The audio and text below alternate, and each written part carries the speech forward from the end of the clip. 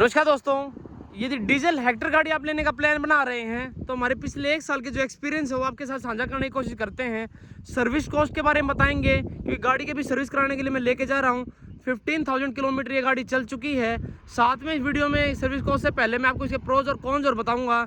जो चीज़ें मैं लगी हैं इस गाड़ी के बारे में बहुत बेहतरीन है, लेकिन 100% कुछ चीज़ें ऐसी ज़रूर मिली हैं जो और बेहतर हो सकती थी। तो आपको थोड़ा सा फैसला लेने में आसानी हो सकेगी क्या ये गाड़ी आपके लिए परफेक्ट चॉइस रहेगी या नहीं रहेगी। तो चलिए प्रोज और कौन से शुरुआत करते हैं। गाड़ी को पहले अनलॉक करके अंदर बैठते हैं। सबसे पहले बात करते हैं प्रोज की। तो प्रोज में सबसे पहला जो नंबर आता है वो इसकी राइड क्वालिटी है दोस्तों। आसानी से छोटे मोटे गड्ढे हों यानी वन सरफेस हो, भारतीय रोड कंडीशंस के हिसाब से ग्लाइड करके गाड़ी जाती है। कोई दिक्कत आने वाली नहीं है, आपको बिल्कुल सोफे बैठने वाली फीलिंग आने वाली है। तो फुल मार्क्स जाते हैं एमजी को इस चीज के लिए। जो सस्पेंशन है वो बॉटन आउट भी नहीं होता आसानी से, ज्यादा आवाज नहीं करता है गड्ढे वगैरह में जाने पे। तो बेहतरीन काम किया है एमजी ने इस चीज के लिए। नेक्स्ट या दूसरे नंबर पे जो चीज आती है प्रोज में वो है इसका इंजन। फीट 2 लीटर का इंजन आता है इसमें। लाजवाब पुलिंग क्षमता है उसकी, ज्यादा छेड़खानी नहीं कर रखी है एमजी ने, एज इट इज को देने की कोशिश की गई है और वो लाजवाब तरीके से काम करता है। मिड सेगमेंट या मिड रेंज जो है उसकी लाजवाब है, बहुत बेहतरीन तरीके से गाड़ी को पुल करता है वो। फुल कैपेसिटी सीटिंग होने के बावजूद भी चाहे हिल स्टेशन पे क्यों ना जाए आप, कहीं पर भी आपको पावर की कमी नहीं खलेगी। बस ये जरूर ध्यान रखना है कि इसको पावर बैंड में रखें आप 2000 आरपीएम के आसपास का जो है, तभी ये गाड़ी पूरी क्षमता के साथ काम कर पाती है। नेक्स्ट जो चीज मुझे पसंद आई है दोस्तों वो है इसकी एलईडी हेडलैम्प्स। जो डुअल प्रोजेक्टर के एलईडी हेडलैम्प्स आते हैं, क्या बेहतरीन तरीके से काम करते हैं वो। एक प्रीमियस फील होगी आपको जब भी उनको यूज करोगे रात में। आप ये गाड़ी को जब एक्चुअल में देखेंगे, इस्तेमाल करेंगे, तभी समझ पाएंगे कि कितने बेहतरीन तरीके से वो काम करते हैं। तो अगेन फुल मार्क्स जाते हैं एमजी को इस चीज के लिए। नेक्स्ट जो चीज मुझे अच्छी लगी इस गाड़ी की वो है इसकी बिल्ड क्वालिटी। जो लाजवाब काम किया है एमजी ने मेटल सीट यूज करने का। डोर्स में वजन फील होता है, बोनट में एक वेट फील होता है। जो थड़ की आवाज आती है डोर्स को क्लोज करते समय, आलीशान है, लाजवाब है। वो एक चीज कॉन्फिडेंस देती है आपको कि आपने जो इन्वेस्टमेंट की है वो परफेक्ट जगह पे की है। साथ में जो साउंड डैम्पिंग मटेरियल यूज कर रखा है डोर्स पे डैम्पिंग के लिए, वो भी बेहतरीन है। इंसुलेशन भी अच्छा है, ज्यादा बाहर की आवाज कैबिन के अंदर नहीं आती है। उसके बाद जो लास्ट पॉइंट मुझे पसंद आया है दोस्तों इस गाड़ी का वो है इसका स्टीयरिंग व्हील। बहुत ही अल्ट्रा लाइट है सिटी के हिसाब से, मैनूवर करने में क्योंकि बड़ी गाड़ी है दिक्कत नहीं आएगी आपको सिटी में या ज्यादा ट्रैफिक वाली जगह पे आप गाड़ी को चलाओगे। उसके बाद जब हाईवे भी इसको चलाते हो तो हल्का फुल्का इसमें वेट भी आ जाता है। तो कहने का तात्पर्य ये है कि ओवरऑल बहुत बेहतरीन स्टीयरिंग व्हील दिया है, काफी बेहतरीन है, गाड़ी के साइज के हिसाब से अच्छा काम करता है ये। कुछ चीजें ऐसी मिली हैं दोस्तों जो मुझे लगा है बेहतर होनी चाहिए थी बिल्कुल। उसमें सबसे पहला पॉइंट आता है इसका एयर कंडीशनर का, क्योंकि बड़ा कैबिन है ये। एक्चुअल में मेरे पास जो वेरिएंट है वो सुपर है, अभी डिसकंटिन्यू हो चुका है वो। जो मुझे लगता है कि जो पैनानोमिक सनरूफ के साथ जो मॉडल आता है उसमें हीटिंग का इशू मेरे हिसाब से और ज्यादा होना चाहिए, क्योंकि जितना ज्यादा ग्लास होगा ग्रीन हाउस इफेक्ट बनता है अंदर, वो ट्रैप कर लेता है हीट को, बाहर जाने नहीं देता है। तो ये अंदर की हीट कैबिन की ज्यादा बढ़ती है उससे। तो मेरा जो कहने का मतलब ये है दोस्तों कि जब फुल सीटिंग होती है गाड़ी में तो एसी की कमी खलती है। क्योंकि नॉर्थ इंडिया की अगर मैं बात करूं तो गर्मी का मौसम इस टाइम पे जोरों पे है। तो 40+ का जो टेम्परेचर है बाहर का, थोड़ी देर भी यदि गाड़ी आपकी खड़ी रह जाती है, हीट हो जाती है, तो कूल होने में बहुत दिक्कत आती है, बहुत समय लगता है। आज सर्विस के टाइम पे मैं इस इश्यू को सामने रखूंगा, मुझे उम्मीद है कि इसका कुछ रिजोल्यूशन होगा। नेक्स्ट जो चीज लगी है मुझे कि इस गाड़ी में बेहतर होनी चाहिए थी, जो बड़ी सी टच स्क्रीन दे रखी है आपके सामने, बहुत बेहतरीन फील कराती है देखने में तो। लेकिन इसकी दिक्कत ये है तो मैनुअल कंट्रोल बहुत कम है इसके, तो यूज टू होने में इसमें बहुत समय लगता है। हाईवे के ऊपर जब आप गाड़ी को चलाते हो तो जो ध्यान है रोड से हटके बार बार इसके ऊपर आता है, तो समय लगता है चीजों को समझने में या करने में। तो एक्सीडेंट की संभावनाएं जरूर बढ़ती है उस चीज से।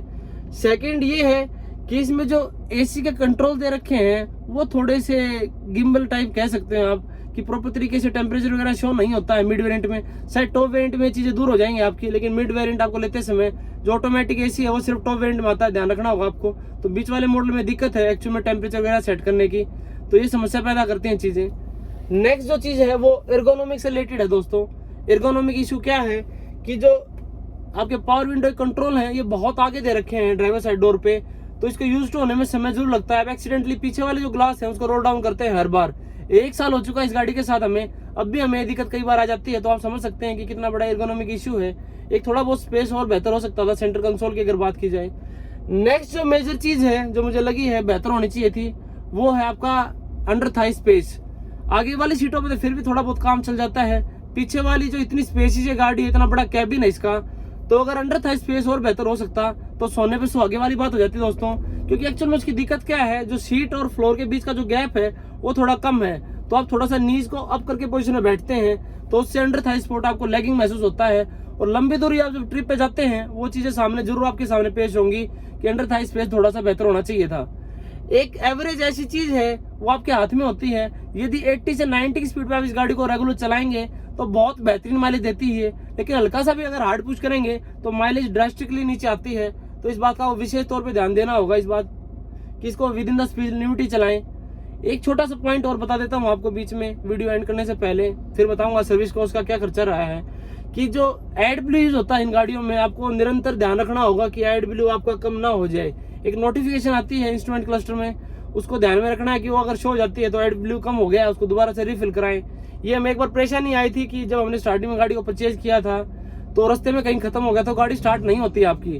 और ये जो एडब्ल्यू है, कंपनी का दावा है कि सिर्फ कंपनी के आउटलेट पे मिलता है आपको। तो इस तौर पे आपको विशेष ध्यान अपना ले जाना होगा कि ऐसी दिक्कत आपके सामने ना आए। तो कुछ चीजें हैं, प्रोज और कॉन्स है, मैंने आपके साथ साझा किए हैं। अब बारी आती है सर्विस कॉस्ट की, तो चलिए उसको बताता हूँ मैं आपको। तो फाइनली सर्विस हो चुकी है दोस्तों। मैं बताता हूँ आपको, यदि AMC प्लान आपने नहीं ले रखा है, एनुअल मेंटेनेंस कॉन्ट्रैक्ट, तो कितने रुपए देने पड़ेंगे आपको हर 15,000 किलोमीटर पे, तो रहेगी तकरीबन 11,000 के आसपास। यू हैव टू पे 11,000 rupees approximately in every 15,000 interval. तो 15,000 किलोमीटर के बाद इतना पे करना पड़ता है। अगर AMC आपने ले रखी है तो ये कॉस्ट आपको नहीं देनी पड़ेगी। इस कॉस्ट के अलावा जो मुझे खर्चा पड़ा है, मैंने इसमें एक लुब्रिकेशन कराया है सभी पार्ट्स में, वो मुझे कॉस्ट करता है 531 रुपीज। और साथ में मैंने AC के लिए डिसइंफेक्टेंट यूज किया है, जिससे ऑर्डर आपको खराब जो स्मेल होती है वो ना आए और आपका AC प्रॉपर तरीके से काम भी करे। वो कॉस्ट करता है आपका 991 रुपीज के आसपास। तो मैंने कुछ ऐसे काम कराए जिसे मुझे 1500 के आसपास एक्स्ट्रा पे करना पड़ा है। और बाकी चीजें मेरी AMC से कट आउट हो चुकी हैं, 0 पे किया है मैंने उन चीजों के लिए। वह फोटो के माध्यम से देख भी पा रहे हैं स्क्रीन के ऊपर अभी कि आपने अगर AMC ना ले रखा हो तो जो चीजें हैं, लेबर चार्जेस आपको देने पड़ेंगे एक्स्ट्रा, वो रहेंगे 2000 रुपीज के आसपास। जो व्हील अलाइनमेंट बैलेंसिंग यदि आप कराते हैं तो ये 1000 रुपीज के आसपास आपको कॉस्ट करेगी कंपनी से। ऐसे ही छोटी मोटी चीजें हैं जो इसमें मेंशन हो रखी हैं रेट वाइज, आप इसको बराबर देख सकते हैं। एक फ्यूल फिल्टर यदि आपका यूज होता है, जो डीजल के तौर पे आपका यूज होगा ही होगा, उसको चेंज कराना पड़ता है। वो कॉस्ट करता है 1473 रुपीज के आसपास। अगर दूसरे फोटो में आप देखेंगे तो ऐसे ही जो इंजन फिल्टर है वो कॉस्ट करेगा आपको 565 के आसपास का। जो इंजन ऑयल होता है हेक्टर में 4.8 लीटर, वो कॉस्ट करता है आपको 4300 रुपीज के आसपास। ऐसे ही एक एलिमेंट होता है कैलिब्रेशन के लिए, उसका कॉस्ट है 423। तो इन सब चीजों को जब आप ऐड करेंगे, अभी फोटो के माध्यम से आप चीजों को देख पा रहे हैं, तो 11,000 के आसपास आपको कॉस्ट करेंगे ये चीजें। तो आपको ध्यान रखना है। तो मेरे हिसाब से जिस हिसाब से इस गाड़ी की परफॉर्मेंस है, ये जो चार्जेस आप पे कर रहे हैं ये काफी ठीक ठाक है। बहुत कम भी नहीं है लेकिन बहुत ज्यादा भी नहीं है। VW पोलो मैंने डीजल के साथ यूज की थी, उसका भी इतना ही चार्ज आता था, वो इससे कह सकते हैं 2 सेगमेंट नीचे की गाड़ी है। तो मेरे हिसाब से काफी ठीक ठाक है। अगर AMC आपने ले रखा है तो ये सब चार्जेस आपको नहीं देने पड़ेंगे, नील हो जाएंगे। तो इस हिसाब से मैं काफी पीस ऑफ माइंड अभी मिला हुआ है दोस्तों। आगे देखते हैं, मैं आपसे आपको जानकारी साझा करता रहूंगा आपके साथ। तो यदि आपको जानकारी पसंद आई है तो वीडियो को लाइक करें, शेयर करें और भविष्य में भी ऐसी जानकारी लेने के लिए हमारे चैनल को सब्सक्राइब करना बिल्कुल ना भूलें। धन्यवाद, जय हिंद।